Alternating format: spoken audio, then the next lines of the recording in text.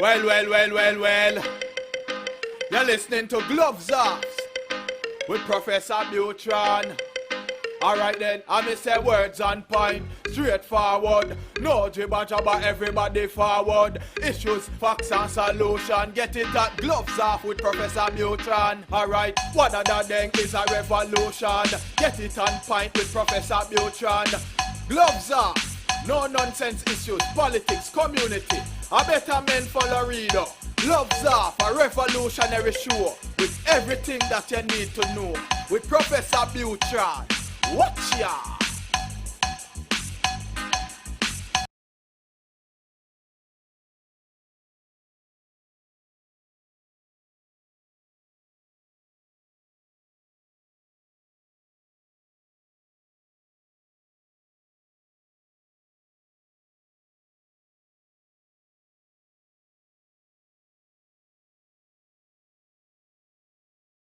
Back at you and Gloves Off. I'm Professor Buitrón, and I have a dear friend, a person that I consider my brother, and one of the most humble and knowledgeable gurus there, Guro Carlito Bonjoc. How are we doing, my brother? You doing good? Oh, I'm doing great, Paul. How are you? Doing good with all this COVID well, you know, the crisis going on there. No, it's not nonsense, but it's there. Yeah. We'll get through this, man. Eventually. Eventually, yeah. You know what's bad is that, you know, the fear that's out there, the fear that's being done. People are afraid of even saying hi to their neighbors. You know, it's just something that is never seen before. Now it means. Yeah. I think if we use our common sense and do what we can to stay safe, that's all we can do, man. Absolutely. Yeah. So, yeah. Today, let's talk about Escrima. How you got involved in Escrima and how Stockton became the mecca of Escrima in the United States. Okay. All right. Okay. How did you get involved with Escrima? I started with Escrima as a young boy. I was about 10 years old. I started training with my dad's friend. This man took us in, our family, and we were new to the United States, just immigrated here, and he took us in, and he was an escrimador. He was a Lagomano player, and he fought in World War II, part of the Bolo infantry, so anyway, I started training with him, and I was just a young kid. I enjoyed it. It was really exciting for me, because I back then when I was a kid, I enjoyed watching those old Three Musketeers movies, and then somebody comes along and try to teach you sword fighting. It was exciting for me, man. But the reason why I got into it is, being bullied. I got bullied in school, and to make the long story short, they would just pick on me, and I was, I was new. We were new here, and I wasn't really familiar with the language and the culture, so I was teased a lot, and so that was something new for me. I never had that experience, and so my my dad had started training me with Roy Honor, the gentleman I'm speaking of, and then also started training with him, and so come to find out, I couldn't really, he couldn't really teach me, at that time, and so I just continued my training with Roy Honor, and so from that was about 1972 until about 1976, 75, 76, and let's see, after he passed away, kind of searching and looking for another instructor, and then I didn't really couldn't find anyone, so I struggled learning from my father. And what I mean struggled by that is that my father really didn't have a curriculum. He was just a type of person that you hit him and he'll do something, and he didn't have that much patience with me, and so it was just wasn't a good mix. But we continued training, and so we would just take a lot of breaks in between, like train today and not train for a while, and then train a few sometime later, and so it was just like that until when I got older, I started training in other arts. I got trained with boxing a little bit. I also trained with what is this Rinbukai. At that time, I had a buddy that was taking Rinbukai karate, and so I would come to his house and I would train with him and his friends. And then eventually, later on in the 80s, man,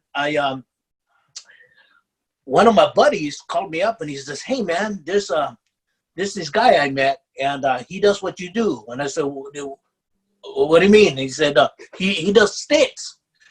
And I was like, "Oh yeah." And so, can I meet him? So he introduced me to the guy. His name is Joe. I just can't remember his last name. And come to find out, he was one of Angel Kabbalah's students.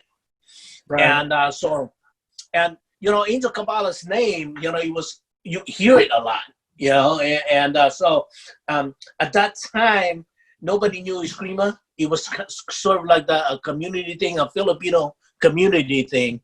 You had to know somebody to do Escrima, and the only ones I knew that knew Escrima was my dad, his friends.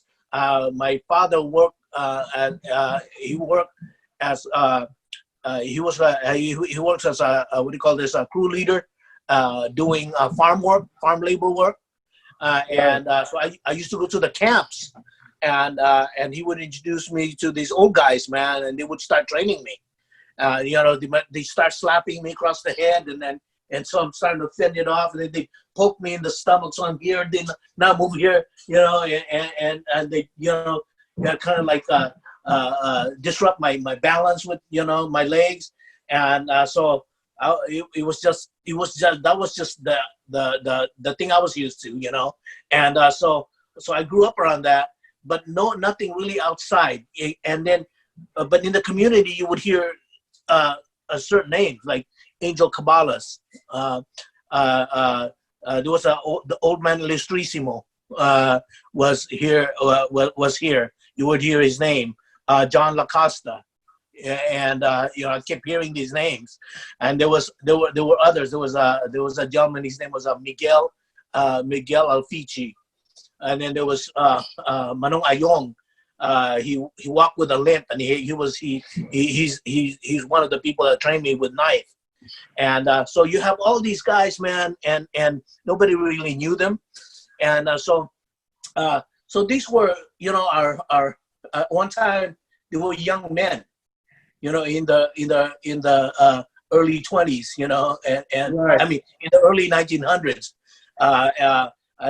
After the Spanish-American War, the United States came into the Philippines and ruled us for a while, and so we from the Spaniard culture, we started being assimilated to the American culture, learning how to speak English and so forth, and at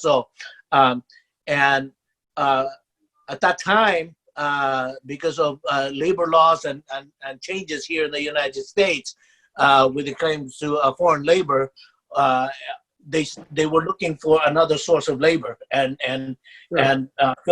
Philippines was one of them, and so they started recruiting Filipinos to come to the United States to work in the farms here in California, and then other Western states. And then also they work in the fisheries in Alaska. They work in Hawaii, sugar cane, pineapple, and so you had this Filipino community, man, and they bonded by forming lodges, and so so there was those events that they put together, and so and a lot of them knew how to fight. You know, they had knowledge in martial arts that was handed to them by the elders in their villages, by their family, from son to father. I mean from father to son, and so you know, so this was a community thing, and then we had different you know, like different tribes or different dialects, and so we were separated by that, and so if you were Ilocano, you hang out with Ilocano, you don't really mix with the other ones, and then you had Tagalog, and then you have Visayan, and then I was Visayan, Cebuano, and happens to be that most of the Escrimadores were Cebuanos, man, you know, and so none of them were really training anyone, you know. They would just keep it among themselves. And then, what were you saying, sir? And I said correct. It was just kept amongst themselves, amongst the family, amongst people that they could trust, or pass it on, correct? Yeah. And then in the early '60s, Angel Cabalas started teaching, and so it was you know, private first. You know, he didn't have a formal school. You know, as the last one person told me that in 1962 he was already teaching, and then eventually he got a few students, and some of them, a few of them, got together and started pushing him to start teaching publicly, and then in 1966 in 1965 they formed the club, and in 1966 they formally opened it up to the public, and so that was the start, man. And so he was the only school in the Filipino martial arts school in the area, and so his friends would come along. You know, the story goes, you know, the others would come along, and Leo Hiron, Gilbertino, who else? Other names I can't recall right now, and then Johnny Lacosta. You know, they would come and after Angel finished his class, he would ask these guys to come and teach. And so after the Serrada class, then Manong Leo would teach, or Gilbertino, and so that's the story I hear. And so it was like, you know, it was like a little community there, and so, but no one knew about it, and so it was still kind of hidden. And then Danny Inosanto, who's from Stockton, his family's from Stockton, he came back to Stockton and started to study the Filipino martial arts, and he wrote a book about it, and it was the first book that talked about the first major publication of a book that talked about the Filipino martial arts, you know, outside the Philippines, and right. And then having Guro Dan, and it became famous, man, and next thing you know, everybody wanted to do Escrima, and so and then so the school became popular, and then the other masters, they started teaching too, and so, you know, these old friends, man, next thing you know, they're starting to separate, you know, and so, you know, so they're you know, so the rivalry started, you know, and so they have, and then the students are loyal to their masters, and so they support their masters, man, and so but anyway, so by the time I came in, it was already 1979 when I came in to Angel Cabala School, and so that was a good 15 years. So that was a good 15 years or so that the school of GM Cabalas was already up and running, right? More or less. Oh yeah. So, you know, you had one of the Angel's early students who help what do you call this, introduce, a lot of them helped introduce the Filipino martial arts to the rest of the world. And so at that time we had Dento Revelar. He was one of the people that that pushed Merlin Angel to open up the school. At that time there was Max Sarmiento, and so he and Angel Cabalas, they collaborated to put a imtihan system together that was highly influenced by Max Sarmiento, and they put that into the curriculum, and then but then then you had all these young guys that because going to the military or maybe work, went out, started going to Europe. You had Rene Latosa, he went to Europe, and you had who else? You had Mikey Nye, and then then others followed, like Jaime Cabrera. So next thing you know, we have we have Serrada starting to get expanded, and then the other school with Leo Hiron School, he started expanding his influence in the Filipino martial arts, and which was he worked with he had a student named Tony Samara, and Grandmaster Tony, he wrote a lot of articles and books and magazines, and he was able to connect with a lot of people, and then so they expanded too, and then they had a strong club. They had other leaders in that club, like Dexter Labanog, and then there were future leaders that became. There was also Dexter Labanog. There was Glenn Abrasi. There were many more, man, that came to that to their club, and then you had future leaders like Joel Juanitas, June Cutico, and so they grew, and and then with the other school that was growing too was Gilbertino, and so he started expanding his influence out there, and the people got to know him, and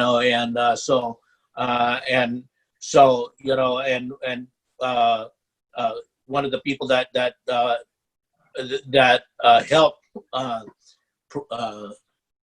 that continued to teach all three systems was Dento Revelar, because he did the Serrada, he did the Largo Mano, and the Cuerdas from Gilbertino, and he had a system called SLD, and so he was one of the elders, and so people would still come in from different parts of the country, different parts of the world to be mentored by him, and then so there were some of the younger ones. There was Gilbert.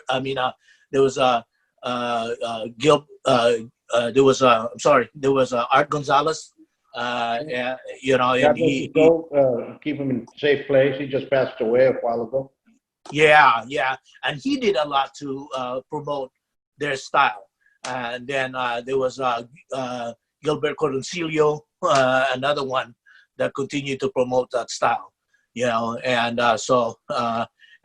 then another family of the Tino family was Billy Foster, and his children took over now, and they're called Buffalo Black Brotherhood, and so you have all this influence of these great masters, man. They continue to grow, to influence many. Let me ask you this: out of all the different Eskrima masters that were coming around, which one besides Angel would you say impressed you the most besides your teacher? You say, you know what? Oh my God, that's hard to say, man. Because that's hard to say because each one of them they had their thing that was really that was just powerful. Like what I mean by this, like Manong Leo Hiron, his Largo Mano, it's so smooth. It's smooth, man, and it's deadly. And they know how to control their distance, and so it's not easy to get to them. And they have excellent footwork, and that's just a beautiful style. I love that style, and but I never got a chance to practice it. And then so I'm just talking about the main schools, the main schools, and then with Gilbertino, he was one aggressive man, and so he had an aggressive style. And so he would just come in and walk and hit a cut through the center, so he was he would just come in and take over, and and I tell you, he was great, man. He was great, and so there's certain things that I like about each style, and but having but it's just, but I for me, I just I enjoy Serrada, man. He was the most systematic one that was there. Yeah, Absolutely. So, And how about in the modern times? Because you had the old masters, and you have the guards been switching, and I would say you all are the guard now, the new guard that's there taking care of it. It's kind of generation. So you guys are the guard now. Well, thank you for that, man. Yeah, thank you for that, because I'm proud to be part of that. I worked hard, to be able to continue that legacy, for all the masters that that I represent. And so that's, my dad, Carlito Bonjoc Sr., Roy Honor, and then Angel Caballas. But there's so many great ones here. I know in Serrada we have some awesome guys, man, and a lot of these guys I train with, and so Ron Saturno, I came in. He was I think he was a year ahead of me, and so when I came in, he was one of the guys I like to hang around with. And so there was myself, Ron Saturno, David Maw, Jerry Smith, Ken Gamarot. There was like 4 of us, 4 or 5 of us that would, get together, and we were like, we had a little group in the corner, and then we would work out with everybody else, and so, but Ron Saturno, he continues to promote the art today, and then later on, another guy that became another training partner with mine was Wade Williams, and he has a strong school just outside very strong, great individual, very strong. This is what I can say, but by those that train with the 3 masters that are out there, especially Angel School, the first generations are very dedicated, very respectful, and very, very eloquently placed fighters, especially in their teachings. Each one of you all has a great school and a great following, and it shows the dedication of your all's teacher, and it's seen in your all schools and your all systems and how the way you all present yourself. Every single one of you, from Vincent Caballas, and I'm just calling the names out because, I look at you all like family. So Angel Caballas, Wade Williams, everybody. Finder, I don't want to miss anybody there. So what I'm saying is that even the people that came out of Art Gonzalez's school, that's a very strong school. Those that are with Michael Giron, another person that's very dedicated and very, very eloquently placed in the systems. They're people that are very respectful. Everybody else that's there as well. Another person that I would say a great influence, and probably one of the elders, and one of the elders is Estalila, and a very right. these are people that you look up to, and students look up to, and people want to mimic and follow those footsteps, you know? Besides the fighting techniques, they want to do that. And that's very impressive because it's rarely seen in some of the arts. You know what I mean? Yeah. So we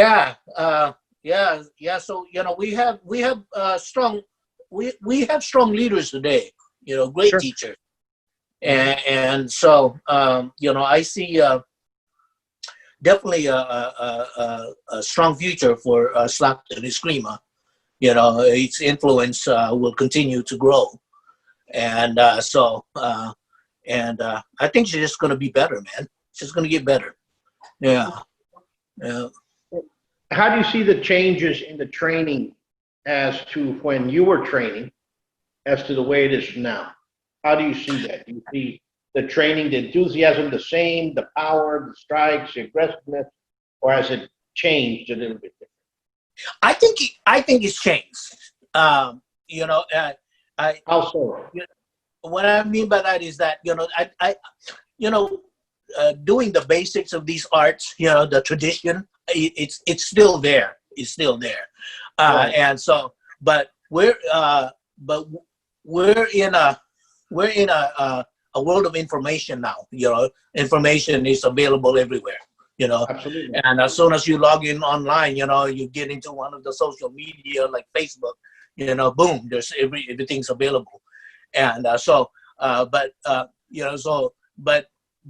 even before then, Stockton was such a strong martial arts community, not just limited to the Filipino martial arts, but we had the Chinese community here, the Japanese community, and so we just had a strong martial arts culture here. And so even back then, we were already cross-training. And cross-training with other styles. Not so much within the school itself, because there was still a rivalry at that time, And but now many of us are cross-training with each other, within the Filipino martial arts community, reaching out to other Filipino martial arts practitioners, and then continue to explore other martial arts, other ideas,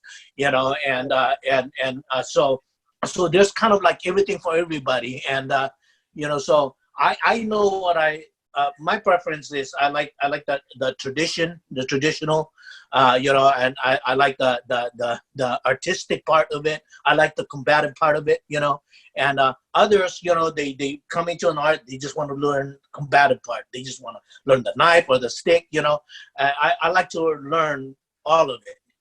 And but that's okay. I mean, you pick and choose what you want to do, and but one thing though is different is that, there's a lot more sparring now, as far as stick sparring, and because we have equipments to be able to do that now. In the old days, they didn't have good equipments, and so.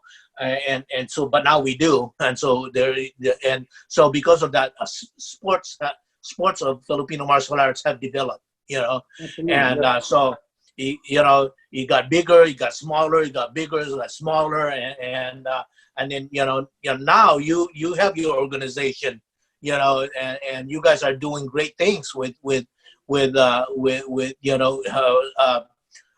representing the stick fighting arts, and I know you have a group there that do French stick fighting, and then mixing it with Filipino martial arts so that they can come together and have a healthy beat each other up, walk away. And we no bleeding. And we would have had the 5th Texas Stick Fighting Championship, but COVID entered. I know.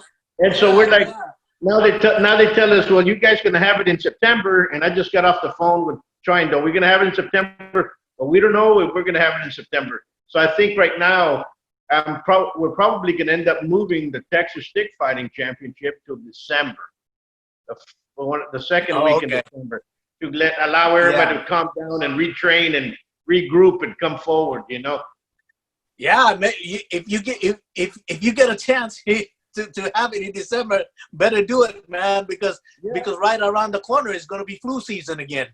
And it's already 5 years that we've been coming along. You've had and people from all over. In Texas, We have people from the Lamenco system come in, from Orduños, Largomano. We have the Siete Pares individuals come in. We have some Pequita Tercios come in. We've had, of course, some Serrada come in, and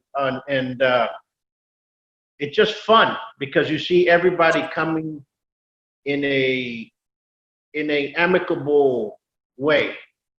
Let's all go out there and just do it, you know. And people, Right. and that's something that's interesting, you know. Yes, there's rivalry because your rivalry in there, but nobody's trying to say I'm better than you. Everybody's helping each other. That's right. That's right. It's all about fellowship, you know, and that's the beauty of it. Yeah. And it's something that we all started about 7 years ago with an idea, and we placed it all together, and we reviewed all the rules, and we'll pass it along, and all of a sudden it just formed. So it's now there, and we, you know, we'll keep pushing it forward. Hopefully, you know, before Art Gonzalez passed on, you know that we were trying to have one in Stockton, trying to have the California Stick Fighting Championship. Yeah. Well, maybe we still can make that happen, man. Maybe we can make it happen next year. Hopefully. Yeah, sure. Yeah. Something about that. Yeah. You know, Maybe we can still make that happen. Yeah. And then maybe one day have California have this, and maybe we can actually have a U.S. You know, into that. And it's not about one particular system because the rules are kind of based along everybody else. It's all in the format of fair play, and I think everybody enjoys it. So. Yeah. And let's, when we bring you back out here, hopefully we can bring you back out. Let's just wait and see when everything starts traveling. Oh, yeah. You know, yeah, man. You need me? I'm there, brother. Likewise, there. You know, if you need me over there, I'm there. You know that. What would you say for somebody out there, Guru, in the sense of somebody's looking for Filipino martial arts, and somebody says, you know, I'm going to do this. How would you tell them to start looking for it? Because, you know, first of all, they're going to go to YouTube. And second, if they're on Facebook, well, it's all over the place, you know? And what gets me is you have great grandmasters from Stockton and all over California, all over the United States, you know, because you have great everywhere. And they're going to people that have never really studied, if you want me to put it that way. They just took some kind of video course, and now they're claiming this or that. You know what I'm saying? And now people are to them as a source, and you're like, you know what? Well, let's start looking for the real thing. How would you tell them? You know what, man? It's you know, it's tough because it all depends on where you live and how much you can, you know, and depends on your finances. Because if you're in an area where it's not available, you know, and some guys advertising, you know, Kali or Escrima at this dojo, you know, and so, you know, you're gonna try it out. I mean, you get what you get. You know what I'm saying? You know, hopefully you get a good guy. You get a good one, and hopefully you don't. I mean, hopefully you get a good one as opposed to not. What the heck? I don't know what I am today. But you know, but but if you can do some, I would say, you know, do research, you know, ask a lot of questions, you know, and I would, if I'm able to, I would you know, look for where these styles come from, you know, after doing a lot of reading, and you know, and look and go to the places where they are, you know, and so. But if you're just being introduced to it, I mean, you know, you know, you take whatever's available, you know. But I think you need to do research and find out, you know, what this is about, who's who, you know, and ask a lot of questions, and if you're really serious about it, take your time and see, especially online now, you can see what's going on in the community. You can see what everyone are doing, and you know, once you find out who's who, man, and you start calling people about it, you can get a general idea of who's got integrity or not, because that's what you're looking for, somebody with an integrity. You know, you want to make sure that you go in there and you're safe. And you have martial arts schools that that have studied and they're still doing it with integrity, go study with them. Support them, especially in this time. Because right now here in Texas, especially with the crisis that we're going through, is you have a lot of martial arts schools that were around for 30, 40 years. I mean, we've been around here since 88. We just had our 30th annual this past weekend. So we've been here for a while. But there's other schools that have been here the same or longer that are no longer around because of COVID. Everything locked down. Their students left. They're trying to reopen. They didn't come back. And the people are like, well, you know what? I can't pay the rent. I'm 4 months behind. I'm this and that. And all of a sudden, these schools are closing.